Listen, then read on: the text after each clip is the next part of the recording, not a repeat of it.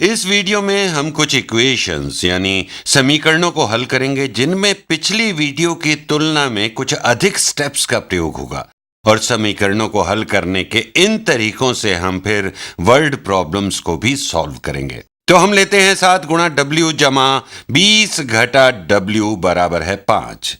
इसे हम हल करेंगे। यूं तो इसे हल करने के बहुत से तरीके हैं, हम सामान्य तरीका ही अपनाएंगे। तो सबसे पहले मैं संख्याओं को डिस्ट्रीब्यूट यानी वितरित करूंगा। डिस्ट्रीब्यूट करने से हमें प्राप्त होगा 60W और फिर इसमें से हम W घटा सकेंगे या हम W टर्म्स को परस्पर मिला सकते हैं। तो इस तरह 7W जमा 20 को लिख सकते हैं 60W जमा 7 गुणा 20 वितरण नियम का प्रयोग तो जमा 140 और यहां है घटा W बराबर 5। W is equal to 5। मैंने इस भाग का रूप बदल दिया है, 7 को डिस्ट्रीब्यूट यानी वितरित कर दिया है और जैसे मैंने कहा कि हम मर्ज कर सकते हैं। 7W को लेंगे और इसमें से सब्ट्रैक्ट करेंगे 1W। तो ऐसा करने से ये हो जाएगा 6W। यदि कोई वस्तु जिसकी संख्या 7 है उसमें से 1 निकाल लेने पर उस वस्तु की संख्या 6 ही तो रह जाएगी। तो ये हो गया 6W जमा 140 बराबर है 5। अब हमें यहां से 140 को हटाना है। ऐसा करने से हमें मिलेगा 6W बराबर है वहां कुछ होगा और फिर हम डिवाइड कर सकेंगे 6 से। तो इस 140 को यहां से हटाने के लिए हम समीकरण के दोनों पक्षों से घटाएंगे 140। इसे गुलाबी रंग से करता हूं, घटा 140। तो हम घटा रहे हैं 140 समीकरण के दोनों पक्षों में से। यदि कोई वस्तु बराबर है किसी अन्य वस्तु के तो कोई वस्तु घटा 140 बराबर है किसी अन्य वस्तु घटा 140 के। आप जैसा एक पक्ष में करेंगे वैसा ही आपको दूसरे पक्ष में भी करना है और यहां हमने ऐसा इसलिए किया कि ये दोनों परस्पर कैंसिल हो जाएंगे। तो इस प्रकार बाएं पक्ष में अब है 6W जो बराबर है 5 घटा 140 के, यानी ये होगा ऋणात्मक 135। अब हम समीकरण के दोनों पक्षों को 6 से विभाजित करेंगे या 1/6 से गुणा करेंगे, एक ही बात है। और हमें मिलेगा W बराबर है ऋणात्मक 135/6। क्या हम इसे और अधिक सरल रूप में ला सकते हैं? ये विभाज्य नहीं है 2 से, ये 3 से भी डिविजिबल यानी विभाज्य नहीं है। लगता है यही इसका सरलतम रूप है और यही हमारा उत्तर भी है। वेरीफाई कर लेते हैं। इसकी जांच करना जरूरी है कि क्या हमारा उत्तर ठीक है। तो चलिए इसकी जांच करते हैं। तो 7 गुणा ऋणात्मक 135/6 ये है हमारा उत्तर W के लिए, जमा 20 के बदले मैं यहां लिखूंगा जमा 120 जब बटा 6, क्योंकि 20 बराबर है 120/6 के, घटा W माइनस W और W है नेगेटिव 135/6। जब ऋणात्मक संख्या को घटाते हैं तो बन जाती है वो धनात्मक। आगे बढ़ते हैं, ये हो जाएगा 7 गुणा ऋणात्मक 135 जमा 120 ऋणात्मक 15/6 प्लस 135/6। देखते हैं इसे हल करके क्या मिलेगा। हमें मिला 7 गुणा 15। अब चलते हैं हम यहां, कितना होगा 7 गुणा 15? ये है 70 जमा 35। तो ये है ऋणात्मक 105 नेगेटिव 105/6। ये यहां पर है जमा प्लस 135/6 प्लस 135/6। ये कितना हो गया? ये हो गया 30/6 जो बराबर है 5 के, और यही होना भी चाहिए था। ये बराबर है 5 के, तो इसका मतलब हमारा उत्तर ठीक है। हालांकि ये विचित्र उत्तर देखकर मुझे शक हुआ था कि कोई गलती तो नहीं हो गई, लेकिन उत्तर ठीक है। अब हम लेते हैं इस सवाल को। यहां हम डिस्ट्रीब्यूट यानी वितरित करेंगे 9। इसे हल करने के दूसरे तरीके भी हैं। पहले तरीके के अनुसार हम डिस्ट्रीब्यूट ही करेंगे, हमें भिन्नों की कैलकुलेशन नहीं करनी पड़ेगी। तो 9x घटा 18, 9 को हमने वितरित कर दिया है, बराबर है 3x जमा 3। x पदों को एक साथ लाएंगे, हम उन्हें लेफ्ट हैंड साइड पर लाएंगे। इस तरह यहां दाईं तरफ से 3x हट जाएगा और इसका सबसे आसान तरीका है कि हम घटाएं 3x दाएं पक्ष से। लेकिन यदि दाएं पक्ष से सब्ट्रैक्ट करेंगे तो बाएं पक्ष में भी सब्ट्रैक्ट करना होगा, मतलब हम घटाएंगे 3x दोनों पक्षों में से। बाएं पक्ष में 9x घटा 3x बराबर है 6x और फिर है ये -18 बराबर है 3x घटा 3x। ये कैंसिल हो गए, हट जाएंगे और जो बाकी है वो है 3। इसे हल करने के और भी बहुत से तरीके हैं। हम इसे अपने ट्रेडिशनल यानी परंपरागत तरीके से करते हैं। हम ऐड यानी योग करेंगे 18 दोनों पक्षों में, 18 टू बोथ साइड्स, ताकि लेफ्ट हैंड साइड में ये 18 कैंसिल हो जाएं।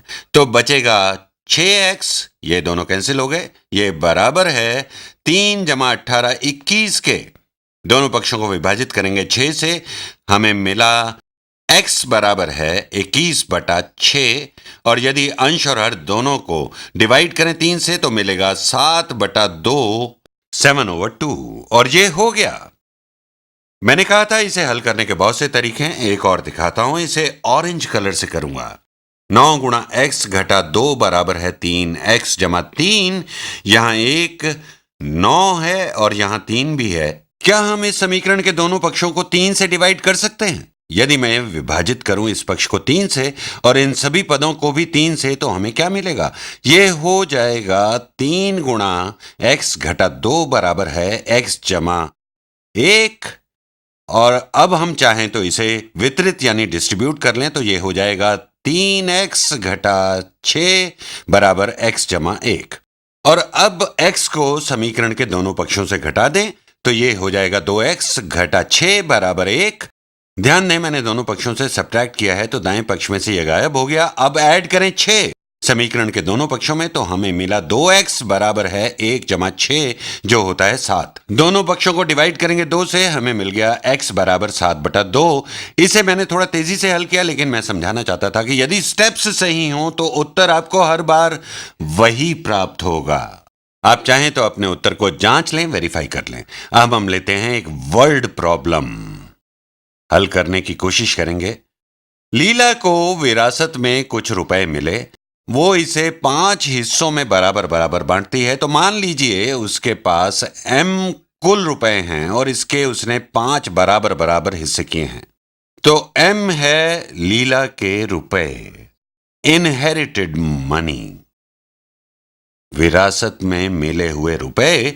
तो लीला ने अपने रुपयों को 5 बराबर भागों में बांटा, उसमें से 3 भाग बैंक में ऊंचे ब्याज दर पर जमा कर दिए। तो उसने बैंक में कितने रुपए जमा किए?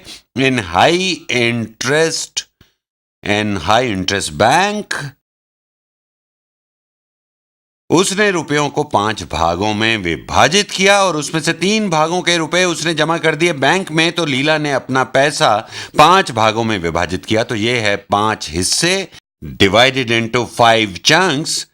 तो इन 5 भागों में से 3 भाग, आप कह सकते हैं कि 3/5 भाग अपने रुपयों का 3/5 ऑफ द मनी जमा कर दिया बैंक में, जिन पर उसे ब्याज यानी इंटरेस्ट मिलेगा 10%। तो ये रुपए हैं जो उसने बैंक में जमा किए और बचे हुए रुपयों में उसने 500 रुपए और मिलाए और लगा दिया स्टॉक मार्केट में, इन द स्टॉक मार्केट। तो बचे हुए पैसे उसने लगा दिए स्टॉक मार्केट में, अपने रुपयों का 3/5 डाल दिया बैंक में। शेष कितना बचा? 2/5 और इस 2/5 रकम को लगा दिया स्टॉक मार्केट में। ठीक, 3/5 और 2/5 का योग करें तो वो कुल रुपए हैं जो विरासत में मिले थे। तो 2/5 ही नहीं बल्कि 500 रुपए और मिलाकर प्लस 500 रुपीज उनमें मिलाकर स्टॉक मार्केट में लगाए, लेकिन उसे नुकसान हुआ 20% का। तो इतने रुपए उसने लगाए और इतने उसे बाद में मिले। ये पैसे लगाए पुट इन और ये उसे मिले एंड्स अप विद। अब जब अकाउंट्स का हिसाब लगाया गया तो 10% का उसे लाभ हुआ था उसके कुल रुपयों के 3/5 पर, यानी इनमें 10% और मिले थे उसे। तो जमा 0.10 गुणा जो रुपए उसने बैंक में जमा किए गुणा 3/5 कुल रुपयों का, ये बाद में मिले उसे। उसके मूलधन जो बैंक में डाला गया 10%, उसके इस मूलधन का 10% की वृद्धि हुई, मूलधन में 10% ऐड हो गया। स्टॉक मार्केट में लगाया 2/5 m जमा 500, लेकिन नुकसान हुआ 20% इन रुपयों का, तो नुकसान 0.20 यानी 20% गुणा 2/5M जमा 500। इतने रुपयों का नुकसान हुआ स्टॉक मार्केट में, 20% नुकसान इन रुपयों पर। और आखिर में इन दोनों अकाउंट्स को जब देखा तो दोनों में बराबर रुपए थे, तो उसे कितने रुपए विरासत में मिले थे, यानी ये और ये दोनों बराबर हैं। तो हमें M का मान ज्ञात करना है।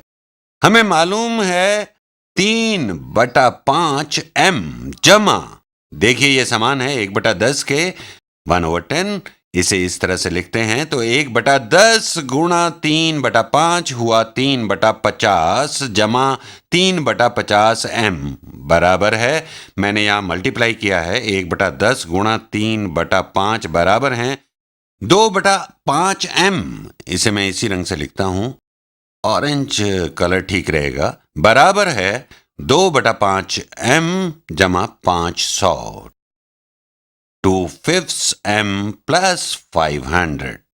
और 0.2 समान है 1/5 के, ठीक। 0.2 इसे यहां लिखता हूं, बराबर है 20/100 जो बराबर है 1/5 के। तो इसे इस रूप में लिख लेते हैं 1/5, तो 2/5M जमा 500 घटा 1/5 गुणा 2/5 2/5M जमा प्लस 500। ये थोड़ा सा मुश्किल सवाल है, लेकिन स्टेप बाय स्टेप हल करेंगे तो आसानी से हो जाएगा। जब ऐड करेंगे 3/5 और 3/50 को तो ये समान है 30/50 के।